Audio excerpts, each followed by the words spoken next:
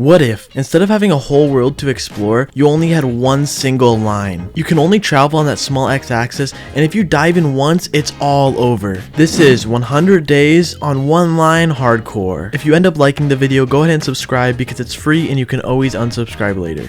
Right when I spawned in, my line was chosen for me. This right here would be where I would spend the next 100 days. So, the first day, I decided to explore my thin x-axis. On one side of me there was a dark oak forest, on the other there was an ocean. I decided to make myself some nice wooden tools to get me started. Then I would work on my mine so I can upgrade those tools. After that, I decided to explore some more to see what my line offered. By this time it was later in the day, so I decided to use this mushroom as a home. It was perfectly centered on my line, so I thought why not? I sealed my house off and spent the rest of the night sitting inside and doing some light mining. I started off day 2 with some simple mining. That way I was able to grab iron for a bucket. With this bucket I was able to head over to my nearest ocean and grab myself some water. With that water I would work on a farm which would lead me to have a steady food source. After planting the seeds, I decided to go make a bridge to the swamp area. After that little adventure was done, I decided to spend the rest of the night mining.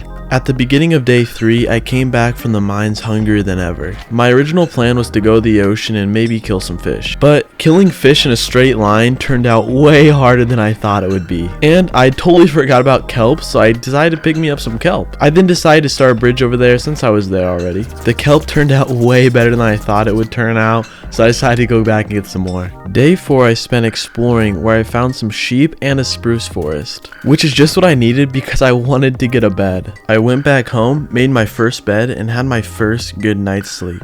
Day 5 and 6 were spent down in the mines where I hit bedrock and then decided to do some strip mining, which was one strip because I only had one line to go off of. When I came up from the mines, I had a close call of death when I didn't see this creeper that was right behind me. When the start of day 7 came around, I decided to tend to my farm, and when I was heading back down to my mine, this baby zombie almost killed me. I then spent the next day just down in the mines. On day number 9, I decided to go get some more kelp. After that, I went and mined some trees. And since I was going to be there for 100 days, I decided to clean up a little. I made a nice little cobblestone pathway to make it easier to get places. Day number 10, I spent mining where I found my first set of diamonds, which actually took forever in the mines. On day number 12, I added windows onto my mushroom house. After that, I made more iron armor and an iron sword. And I started making a little enclosure for our future animals. I was exploring when I found a cow, so I decided to bring him back home and put that pen to use. On day number 13, I decided I wanted to add some friends to the family. So I created a bridge to the spruce forest. After that, I located the sheep from earlier and decided to bring them home. Once we got home, I threw them in the pen, and it was happily ever after. On the morning of day 14, I decided to tend to my animals. I was a little hungry, so I decided to grab some more kelp. I then decided I need another food source, so I decided to work on the farm. And I kind of destroyed all the crops. I was off for an adventure. It was time to see what was on the other side of that ocean. Day number 15, I gathered obsidian for another portal. On day 16, I decided to make my mine easier to get down. After I had all the stairs placed, I just went mining. But sadly, I found no diamonds. On day number 18, I decided to make my cobblestone path longer. I then decided to breed the sheep for the first time. Then I decided my cow needed a friend so I could breed them. This would actually be really hard because I would have to find one that's on my line and get it to follow me. But lucky for me, not too far out, I found another cow. But because of the train on my line, I couldn't really get him home and it was getting dark, so I had to hurry back. On day number 19, I continued down my line to go get my cow from last night. I got him all the way home so we could meet the other animals. After that, I breeded them and I put some slabs around the top of it because the animals had a tendency of pushing me out of my line.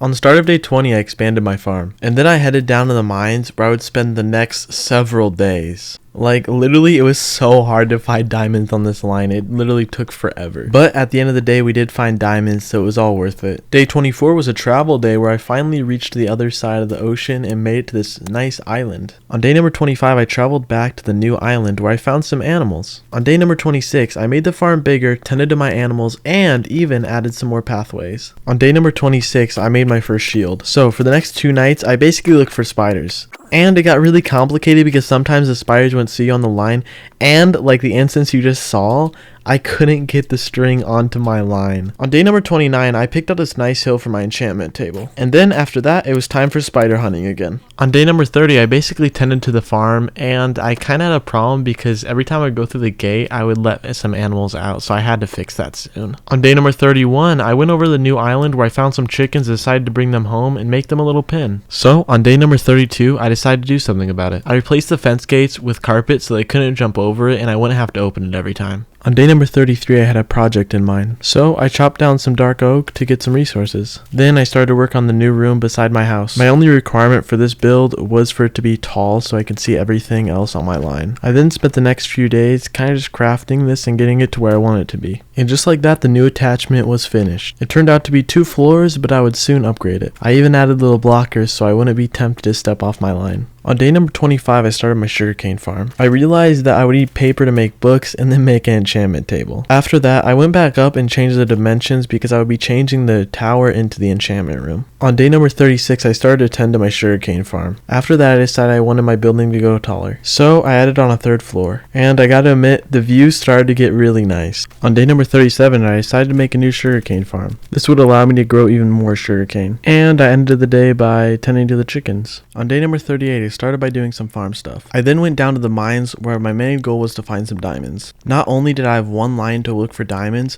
but if it was like a single block off my line, then I couldn't get it, and that was so annoying. But we ended up getting some diamonds, so I was pretty lucky. And they were in reach, so that was even more lucky. Day number 41 was a boring farm day. I basically just waited for the sugarcane to grow and fed the cows. On day number 42, I decided to work on the enchantment room. By the end of the day, it was finished. All I need to do now is the hard part, which was get all of the books. And I ended off the day doing a little bit of farming. On day number 44, I decided to do some renovations to the outside of the tower. I also wanted to make the tunnel underneath longer and nicer. But when I was doing that, I kind of had a little bit of an accident. I may have broken a little too close to the chicken cage and almost let out all the chickens. I was trying to seal it up as fast as I could, but there were so many coming out that it took me forever to seal it up and I lost a lot of chickens. But it ended up being all good because I remembered that seeds attract chickens and I basically just put a lot of them back in there. On day number 45, it was kind of a boring day. The only thing I really did was expand the sugarcane farm. Day number 46 started out as a boring farm day, but it turned out to be really exciting because we made our enchantment table. I went and placed it down in the new enchantment room, and I even had enough sugarcane left over to make another bookshelf. And just like that, our enchantment room was started. Day 47, I found a new spot for my bed. On day number 47, I added another bookshelf to the enchantment room. I also added more of the sugarcane farm because I wanted to speed up the process just a little bit.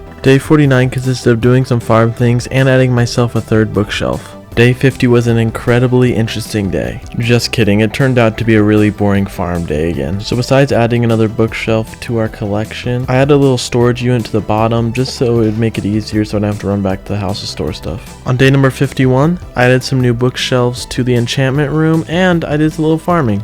On day number 52, I fed the farm animals, tended to the sugarcane farm, made some bookshelves, and I placed a new bed on the roof of the enchantment table just because I was spending a lot of time there and I thought, why not? Day number 53 was a logging day. If I was going to be making all these bookshelves, I was going to need some wood for them. And being on one line means I have a very limited amount of trees because I can only get trees that I can get on my line. Day 54 was a day for the books. I made my last bookshelf, so that meant I was done with the enchantment room. So I decided to put it to use. The first thing I wanted to enchant was my sword, since I would be using that a lot in the nether. I got some bad enchantments on the first sword I enchanted, so I decided to disenchant it and try again. This time I got looting, which would be very helpful when we wanted to go get blaze rods. And that was a wrap on my sword. I was going to do a chestplate also, but the enchantments on that didn't look too good. On day number 55, I decided to enchant some more. I started off by making some pants, but the enchantments didn't look too good on that either, so I decided to enchant my pickaxe instead. I ended up getting some really good enchants, and I'm very happy with how that turned out. I was getting low on XP, so I decided to slaughter some of the chickens. After that, I enchanted the leggings and got a nice protection 3 and unbreaking 3 on them. After that, I went and got some more XP and then enchanted my chestplate, which was okay, but not too good. Day number 56 was a big day. I went down to my mines to grab some obsidian. Then it was time to make the nether portal. I would finally be going to the nether. Well, not that day since it was getting late, but right in the morning I would be going to the nether. I woke up on day number 27 and it was time to explore the nether. The same rules I had in place in the overworld would stay the same in the nether. So that means we would still stick to one line, which would be very hard because first off we have to find a fortress that's on our line, and then that fortress has to be close enough to a blaze spawner that's close to our line so we can lure them towards us. So to say the least, this would be very challenging. The first thing I wanted to do was find an open area so I could see everything. But the hard part is, I literally couldn't find an open area for like the first day, and it absolutely sucked. On day number 58, I finally found an open area, but it ended shortly. But I kept digging and I found another one that was actually really big, and I was basically just exploring it. I started off by just building like a skinny dirt path, but I decided to add some barriers just because I was on hardcore, and if I got hit off this late in the series and died, I would not be happy. After day 60, the next few days got very boring. It was basically just a rinse and repeat of go home, get some materials, and then just dig some more. Because like I said earlier, we had to find another fortress that was on our exact line, which it's already hard enough finding them sometimes, and to find them on my line was going to be even harder. Day number 65 would be a very monumental day for us. We finally found another fortress, and we were actually so lucky because right when I dug in there, I could hear blazes, so I knew they were close, and that would be a very good chance of getting them on this one. And when I found them, they were exactly on my line, but I didn't know where the spawner was, so the chance of getting more may have been slim. And just like that, I somehow lost them very quickly. I tried to retrieve them, but they were too far gone by the time I got there. After I lost those ones, it really seemed like there were no other ones because they just weren't spawning anymore. So I decided to go back and get a fishing rod, because if I could get them close enough to me, I could reel them in with my fishing rod and then hit them and kill them. So I went back and used the extra string from my spider journey earlier when I got my bow. And while I was there, I enchanted my bow, and I got some really sick enchants that would help us out a ton when we fight the Ender Dragon. On day number 68, it was time to head back to the fortress. I decided to make it a little platform just so we didn't lose them in the giant pit of lava underneath us for a second time. I also made a bridge to the other side because if they spawned on the other side, I wanted an easy access point to go and get them. So after that, it was just time to wait for them to spawn, or else I would have to find another fortress, and that would take me another few days, and I didn't want to do that. Day number 69, I got my first blaze, and he was actually on the other side, so I had to hurry up and get over there.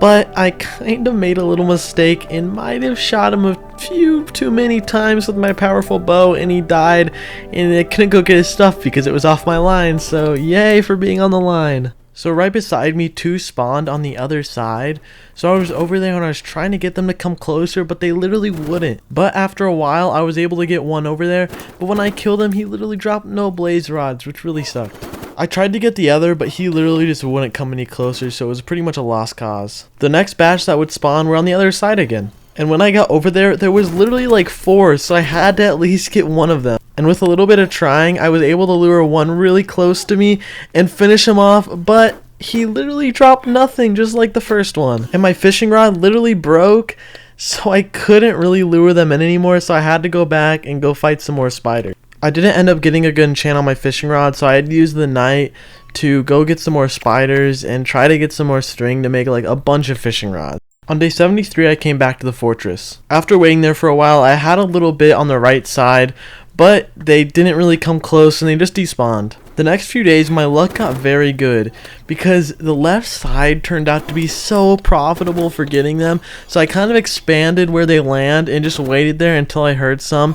And there was really like 3 or 4 that would spawn, so I got very lucky. But the bad thing is, for every batch, I would really only get one of them because it was just so hard to keep them, and they would just end up flying away or disappearing or despawning or something. So like 1 per batch, and it took a long time, but I'm so glad that I got them. Plus, I totally forgot I should have not used my bow at all because I have a looting 3 sword, so that means I have like 3 times the chance of getting the blaze rod, which would have helped out so much in the early process. So once I figured out where they would spawn and how to get them closer to me, it was pretty much easy going. I had to run back a few times just because I used up all the string from the last time, so I had to go back, kill some more spiders, and just rinse and repeat that a few times just so I could keep reeling them in. But after a while, I had finally got enough blaze rods for the ender eyes that I would need to go to the end. On day number 81, I left the fortress for the last time. I finally was back home, but I had a big journey planned for later. So the day I got home, I basically just farmed that whole day. But at the end of the day, I decided to make some diamond boots and enchanted them, and I got a decent enchant, not too bad. On day 82, I decided to complete the one thing I needed to do before I went to the end. That was to get ender eyes. These would help me find my way there and to activate the portal. So that night, I went out and I killed some endermen. I actually got really lucky and was able to find a lot of endermen the first night. And with my looting sword, it made it even better. But I didn't get enough that I needed, so I had to go out the next night, and I actually got this sick daytime kill, and it was literally just what I needed. The next few days I spent down in the mines. I just needed a few more diamonds in order to finish my helmet. When I got back, I made a sword and a helmet and enchanted them both. On day number 87, it was time to get ready to go to the end. I started off by going to get wood because I was kind of out of all the wood I had. I also just realized through this whole journey, I never even made a wood farm, so I just been picking off my line, just the rare trees that spawn on there. After that, I decided to make my Eyes of Ender. On day number 88, I made myself an anvil. Then I wanted to enchant a bow to add to my other bow, so I needed to go down to the mines to get some XP. On day number 89, I came up from the mines and decided it was time. I enchanted my bow and added it with my other bow. It was finally ready to fight the Ender Dragon. On day 90, I was finally off. I would go and defeat the Ender Dragon. But there was a little slight problem in that there was very slim chances that the portal would actually be on my line. So don't get mad at me, everybody. I had to step off my line. But this is literally the only time I ever stepped off my line. And it kind of felt good not having to walk in the same line over and over again. So I was off. And wherever the pearl led me, it was where I was going to go. And hopefully it wouldn't take me too long to find the portal. I also didn't collect anything on the way over, so you guys gonna go in the comments and be like, you collected something off your line, because I didn't take anything that wasn't on my line. So my first attempt at trying to find it, I didn't really throw it in a while, and I ended up passing it, but that was fixed because I just decided, let's go back, and then we found it and it was nighttime, so I decided to wait till day to actually go and do it. So that morning, I decided to go off. I found where it was, and I did what any Minecrafter would do, and I dug straight down. Once I found it, I looked around, and it literally took me like an embarrassing amount of time to find it. Like, I don't know how it took me that long, but this thing must have been huge. But nonetheless, I tracked it down. But I ran into just a little tiny problem, as in I needed one more Eye of Ender because some of them broke on the way over, and I didn't really account for that. So I was off one Eye of Ender. I bring blaze powder though, but I didn't have an extra eye, and there was an eye in a chest, so I'm sorry I did take something off my line. But I really needed it. I didn't want to go back to my line because that would be very inconvenient. And just like that, it was time to go to the end and fight the dragon. This would finish one of the main goals of my challenge. And I was going to beat him on one straight line. Just kidding, there was no way I was going to be able to beat the Ender Dragon on a straight line. As I arrived, I saw the dragon looking mightier than ever. I honestly think this is the first time I've beaten him alone because I've always played Minecraft with friends and I've never really completed the game alone. So this was kind of a monumental moment for me, and I was doing it all off one line. I was really excited to beat him, so I got to it. I know the basics still because I have defeated him before. So first off, you gotta shoot down the towers, which I did. He hit me a few times and I had to dodge his little poison shots. But I used this little water technique that I had never done before, where you just basically place the water and use it as a ladder, because then if you fall down, you just land in your water, so it's not that big a deal. And a few times he even bursted me up in the air, and I water bucketed it, and I was actually really proud of myself for doing that. Once all the towers were down, then it was actually down to the hard part. I had to shoot him so many times to get him low. And every time you would land and I would go to try to hit him, you would just hit me back, so I don't know how people do that. But nonetheless, after a while, I got him down and defeated him. It actually gave me so much XP, and I feel like in multiplayer, it doesn't really give you that much, but it gave me so much XP, and I'm going to use that later. So I used a little method to collect the egg so I could put it at the top of my tower when I got home and just admire it. And just like that, I jumped in the portal, and the end was defeated. I just finished my main goal in the 100 days and I was back on my line. I only had a few days left, so I decided let's make a place for the egg to sit. So for my last few days, I added a few more levels onto my tower and set the egg in a nice glass enclosure on the top so we had the best view out of everybody. And that's it. 100 days spent on one straight line. That's 33 hours. I feel like I did a lot and accomplished a lot of my goals I had set. And if you guys want another 100 days on this same world, go ahead and tell me in the comments. But if you guys did enjoy this, go ahead and hit the subscribe button. It's free and you can always unsubscribe later. And don't forget to hit the like button and comment what I should do next, because I'm always wondering what you guys want next.